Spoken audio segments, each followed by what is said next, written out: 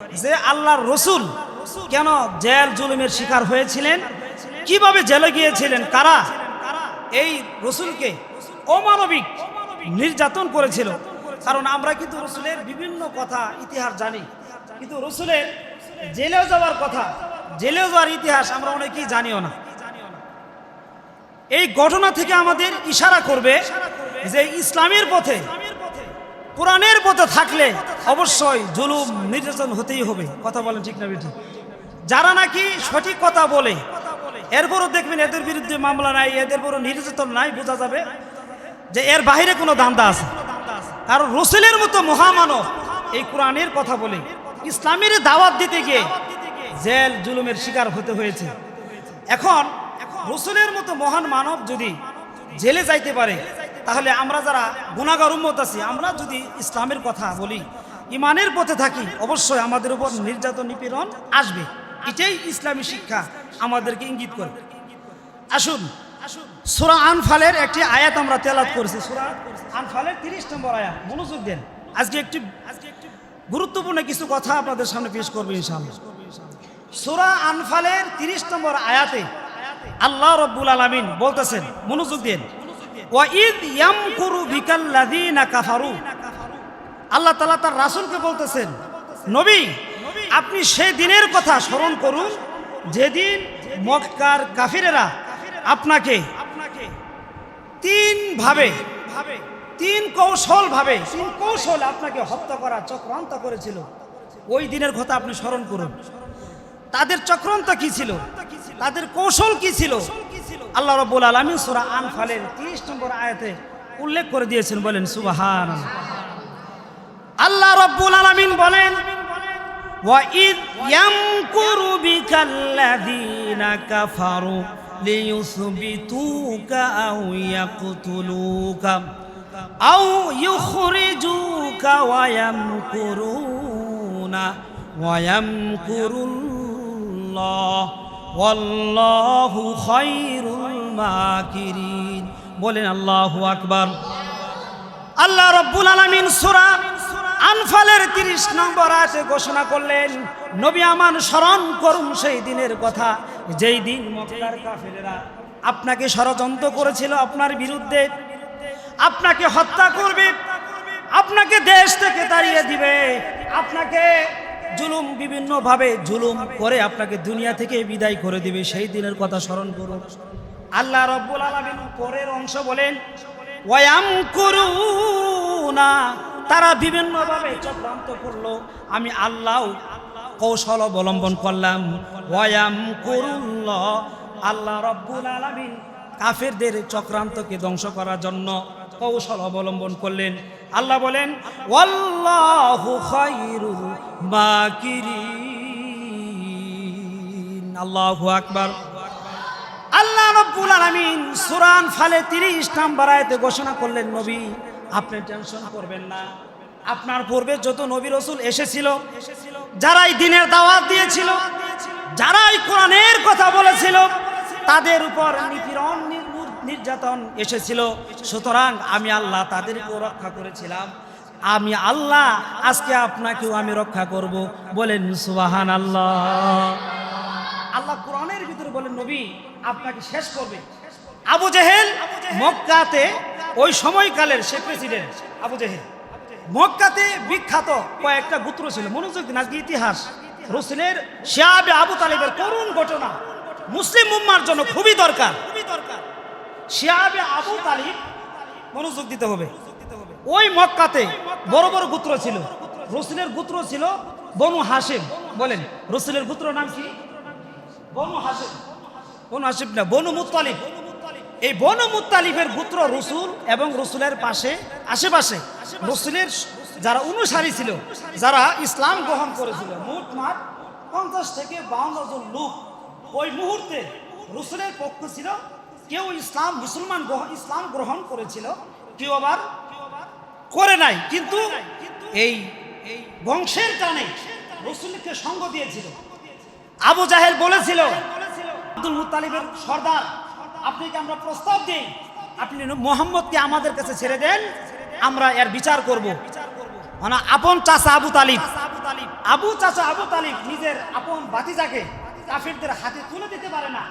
আবু তালিব তার বংশের ভিতরে মক্কাতে পরামর্শ করলো, আবু জাহেলের পুত্ররা এই বলে ক্ষমতা তার, এই কথা বলে যে মুহাম্মদকে তাদের হাতে তুলে দিবে, না হয় আমাদের যারা আমরা যারা বংশ আছে, আমাদের আব্দুল মুত্তালিবের যত বংশধরেরা আছে সবাইকে বয়কট করবে, তাদের সাথে লেনদেন সমাজে সবকিছুই বিচ্ছিন্ন করবে। ও মক্কার কাফের লোকেরা, তোমরা কি বলো, মুহাম্মদকে আমরা ছেড়ে দিব না নিরাপত্তা দিব? ওই সময় ঐক্যবদ্ধ হয়ে রাসূলের যারা অনুসারী ছিল, রাসূলের যারা আত্মীয় স্বজন ছিল, সবাই এক বাক্যে বলেছিল আমরা জীবন দিব, জান মাল কুরবানি করব, তারপরেও নবী মুহাম্মদকে আবু জেহেল হাতে তুলে দেব না। বলেন আল্লাহু আকবার।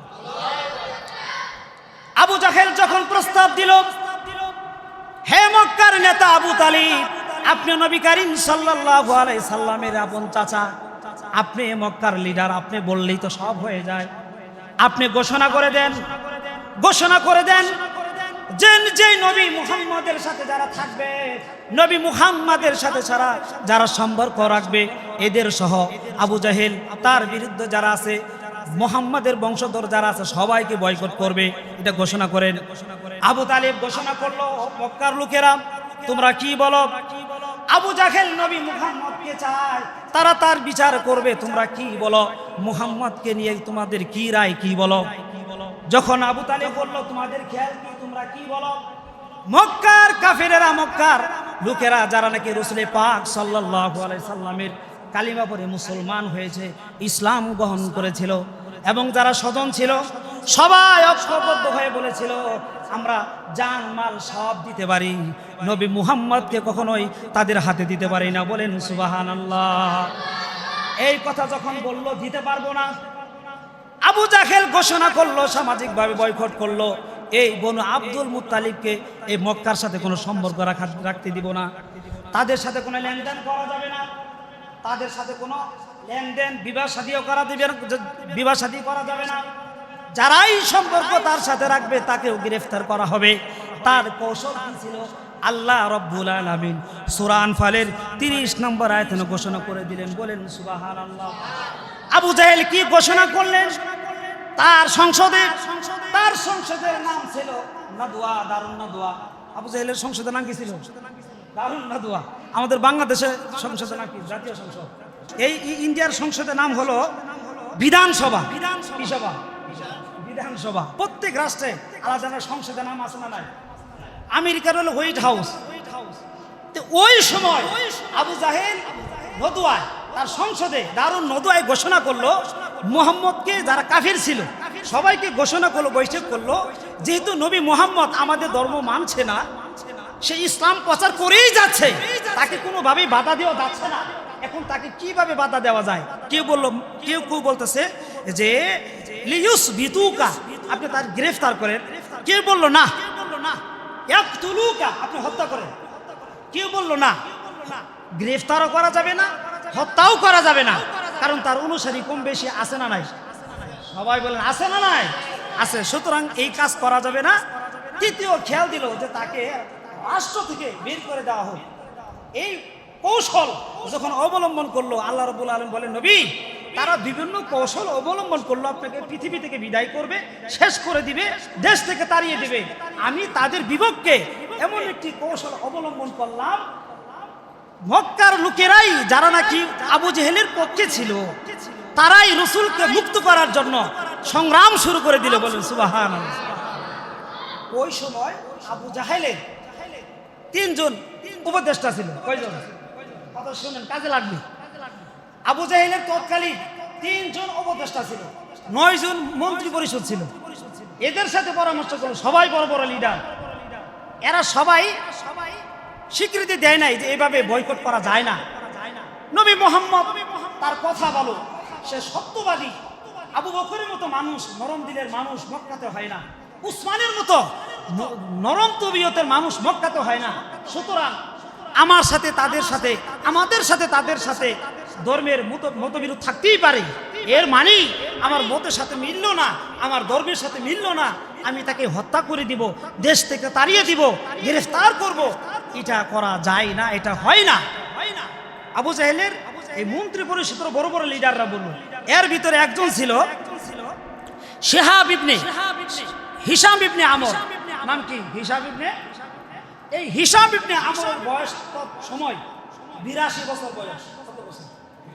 জোরে বলেন, কত বছর? বয়স কম না বেশি? আমাদের প্রধান উপদেষ্টা ডক্টর ইউনূসের বয়স কত? 84।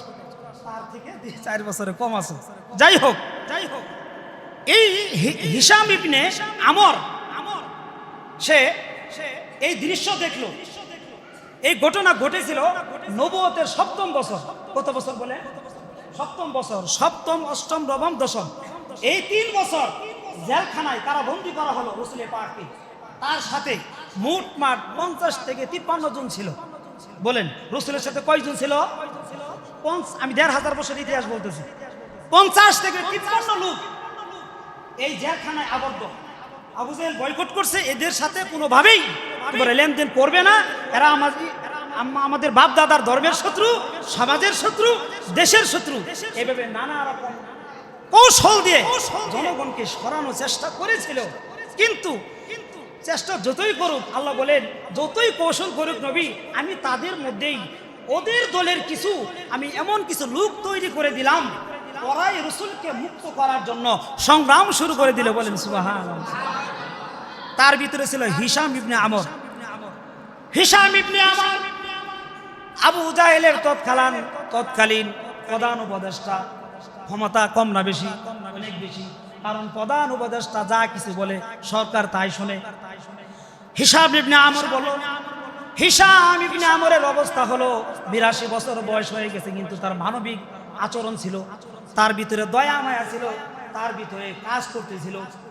আমার সাথে, আমাদের সাথে, নবী মুহাম্মাদের সাথে ধর্মের বেমিল থাকতেই পারে, কিন্তু এভাবে একটা মানুষকে 1 বছর না 3 বছর না খায় না কোনোভাবে যোগাযোগ ছাড়া এভাবে ধ্বংস করা যায় না, হত্যা করা যায় না।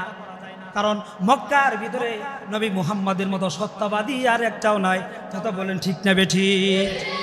তারা চিন্তা করলো নবী মুহাম্মদকে যতই খারাপ বলি, ছোট ছোট বাচ্চারাও জানে যে নবী মুহাম্মদের মতো সত্যবাদী মক্কার নগরী তারা একটাও নাই। বলেন আল্লাহু আকবার। সত্য কিন্তু চাপা দেওয়া যায় না। একটা কথা আছে, আপনি শত্রুর যতই মোকাবেলা করেন, যতই বিরোধিতা করেন, শত্রু যে আপনার সাথে সদ্ব্যবহার করেছে, সামাজিক অনেক কাজ করেছে, এটা তো অস্বীকার করার মতো না। কথা কোন ঠিক না বেঠিক? এই হিশাম ইবনে আমর সেও কাফের। কাফের হলে কি হবে? মনের ভিতরে একটা মানুষ দুঃখে দুঃখে মারা যাচ্ছে, খাওয়ার কষ্ট, 1 বছর কেটে গেল এভাবে খুব কষ্টে। আপনারা যারা হজ করছেন, দেখবেন এই সাফা মারওয়ার উত্তর পাশে এখানে লেখা আছে, সাফা এবং মারওয়ার উত্তর পাশে শিয়াবে আবু তালিব এখানে লেখা আছে রাসূলের সেই কারাবন্দির জীবন। কত কষ্টে এই দিনগুলো কেটেছে। 1 মাস নয়, 2 মাস নয়, এক এক করে 3টি বছর রাসূল পাক সাল্লাল্লাহু আলাইহি সাল্লামের জীবন থেকে এই 3টি বছর দুঃখে দুঃখে শেষ হয়ে গেছে। বলেন আল্লাহু আকবার। হিশাম ইবনে আমর উনি ঘুমাতে পারতেছে না, ছটফট করতেছে। যারা নাকি মানবিক মানুষ, যারা নাকি মানবতা, যাদের ভিতরে সমাজের কল্যাণ, যারা নাকি সমাজের কাজ করে, জনগণের পক্ষে কথা বলে, এরা দেখবেন আজ আর কাল হোক কিছু অমানবিক ঘটনা দেখলে তার হৃদয় কেঁপে ওঠে। কথা বলেন ঠিক না বেঠিক? হিশাম ইবনে আমর বয়স হলো 82 বছর। মনোযোগ দিয়েন, খুব মনোযোগ। 82 বছর বয়সের বুড়া মানুষ ঘুমায়, কিন্তু ঘুম আসে না। ঘুমাইতে যায় কিন্তু ঘুম। তার স্ত্রী বলল, আপনি ঘুমাচ্ছেন না কেন? কারণটা কি? হিশাম ইবনে আমর বলে, কি করে ঘুমাই? একসাথেই দল করি, একসাথেই রাজনীতি করি, দলের সাথে ধর্মের সাথে বিরোধ থাকতেই পারে, কিন্তু মক্কার নগরীতে মুহাম্মাদের মতো, উমরের মতো, আবু বকরের মতো, উসমানের মতো মানুষ মক্কার নগরীতে একটাও হয় না। এই মানুষগুলোকে কিভাবে তিলে তিলে আবু জাহেল ধ্বংস করে দিচ্ছে। খানার কষ্ট, থাকার কষ্ট, সব দিক দিয়েই তিলে তিলে কষ্ট দিয়ে তাদেরকে মৃত্যু বরং তাদেরকে হত্যা করতে চাচ্ছে। আমি তো উপদেষ্টা, প্রধান উপদেষ্টা, আমি বলেছিলাম এভাবে না করে আপাতত খাওয়ার ব্যবস্থা করেন। সামাজিকভাবে বয়কট করছেন তো ভালো কথা, খাবার কষ্ট দিয়ে না।